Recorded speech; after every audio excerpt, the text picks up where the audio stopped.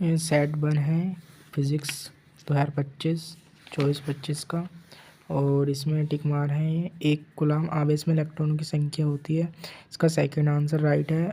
2L तथा 12 लंबाई के तांबे के दो तारों की त्रिज्याएं क्रमशः R 2R है। इनकी ताई का अनुपात है। इसका फर्स्ट राइट आंसर है। और गे वाले का देख लीजिए, इसका सेकंड नहीं है, इसका सेकंड नहीं है, ना थर्ड है ना फोर्थ है। इसका फर्स्ट इज राइट आंसर। फिर एक घे वाला है, गामा किरण एक्स किरण एवं माइक्रो तरंग के निर्वात में चाल क्रमशः BG BX एवं BM हो तो निम्न में से क्या सत्य है। तो इसका फर्स्ट राइट आंसर है, ये देख लीजिए। और केवल परिकत्व युक्त प्रतिवर्ती धारा परिपथ में धारा एवं वोल्टता के बीच कलांतर होता है। तो इसका आंसर है सेकंड, धारा 90 डिग्री पश्चिमगामी है। और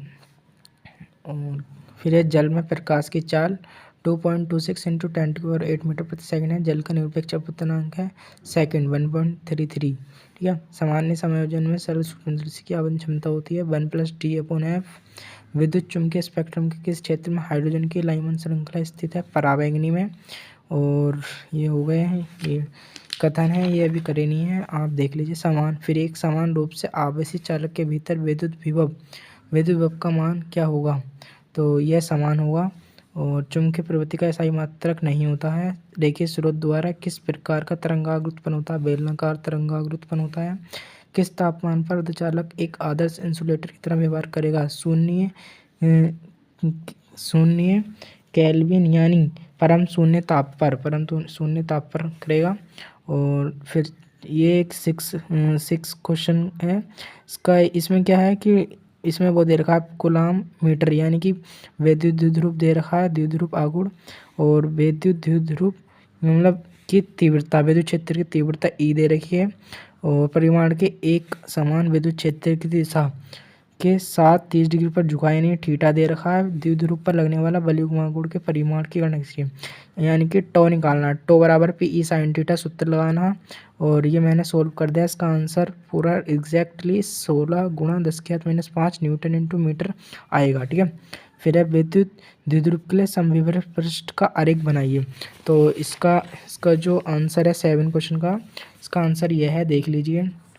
7 प्रश्न नंबर 7, विद्युत द्विध्रुव के लिए समविभव पृष्ठ का आरेख कीजिए। इस तरह से बना के आना है बोर्ड में, 2 नंबर पक्के हो जाएंगे। ठीक है। फिर अगर अथवा में आता है मूल आवेश किसे कहते हैं, इसका मान कितना होता है? तो मूल आवेश बता देता हूँ कि एक प्रोटॉन के ऊपर जितना विद्युत आवेश पाया जाता है उसे मूल आवेश कहते हैं। यहाँ इलेक्ट्रॉन द्वारा दर्शाया जाता है। इसका मान 1.6021 10⁻⁻19 कूलाम। हम 1.6 भी लिख सकते हैं और गुणा 10⁻⁻⁰ कूलाम तक लिख के आ सकते हैं। ठीक है। फिर क्वेश्चन नंबर 8 क्या कहता है कि अपवाह वेग किसे कहते हैं? वह वेग और विद्युत धारा के बीच संबंध को व्यक्त करने वाला सूत्र लिखिए। ठीक है। तो प्रश्न नंबर 8 क्या कहता है, फिर देखिए। इसे अपवाह वेग को मुक्त इलेक्ट्रॉन का अनुगमन वेग भी कहते हैं। जब किसी चालक में मुक्त इलेक्ट्रॉन एक निश्चित दिशा में चलना प्रारंभ कर देते हैं तो वे एक मार्ग में चालक के धनायनों तथा परमाणु से टकराने लगते हैं, जिससे चालक में उपस्थित मुक्त इलेक्ट्रॉनों त्वरित गति नहीं कर पाते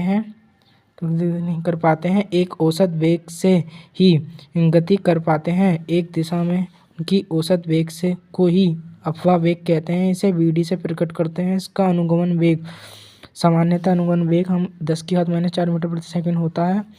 विद्युत धारा तथा वेग VD के बीच संबंध का सूत्र I बराबर NAVDE। ठीक है। इतना करके आना है, 3 नंबर मिल जाएंगे। ठीक है, 3 नंबर मिल जाएंगे। फिर लेंज का, फिर एक ये क्वेश्चन बहुत इंपॉर्टेंट है, 2 नंबर का ऐसा, लेंज के नियम के अनुसार प्रेरित विद्युत भाग बल की दिशा उस परिवर्तन के विपरीत होती है जो इसे उत्पन्न करता है। ठीक है। एक कुंडली तथा छड़ चुंबक के मध्य आपेक्षिक गति के कारण कुंडली में प्रेरित धारा की दिशा निर्धारित करें, जबकि छड़ चुंबक के उत्तरी ध्रुव को कुंडली के किसी सिरे के निकट लाया जाता है। ठीक है। ठीक है। तो इसका आंसर पहले फर्स्ट पॉइंट का आंसर देख लें। जबकि छड़ चुंबक, ठीक है, जबकि छड़ चुंबक के उत्तरी ध्रुव को कुंडली के किसी सिरे के निकट लाया जाता है, इतना तो क्वेश्चन में लिखा हुआ है। तो प्रेरित धारा की दिशा उस दिशा में होती है जिसका विरोध किया जाता है, ठीक है, उस दिशा में होती है इस तरह। तो फिर दूसरा पॉइंट क्या है, दूसरा पॉइंट बता दूँ, जब क्षण चुंबक के दक्षिणी ध्रुव को कुंडली के किसी सिरे से दूर ले जाता है तब, फिर इसका आंसर बता देते हैं। तो प्रेरित धारा की दिशा विपरीत हो जाती है, ठीक है। फिर क्वेश्चन नंबर 10 क्या कहता है, देखिए क्वेश्चन नंबर 10, विद्युत चुम्बकीय तरंगों की दो विशेषताएं लिखी है। विद्युत चुम्बकीय तरंगों की दो विशेषताएं लिखी हैं, हमने 3 लिखी हैं, तो देख लीजिए, अगर 3 आती हैं 3 लिख दीजिए ना।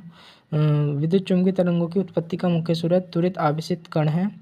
विद्युत चुम्बकीय तरंगों को चलने के लिए माध्यम की आवश्यकता नहीं होती है। विद्युत चुम्बकीय तरंगों निर्वात में प्रकाश की चाल 3 × 10⁸ मीटर प्रति सेकंड की चाल से चलती हैं, ठीक है, मीटर प्रति सेकंड की चाल से चलती हैं, ठीक है।